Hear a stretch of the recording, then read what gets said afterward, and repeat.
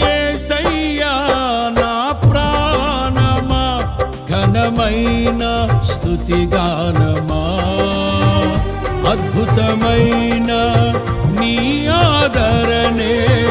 ఆశ్రయమైన నీ సంరక్షణయే నన్ను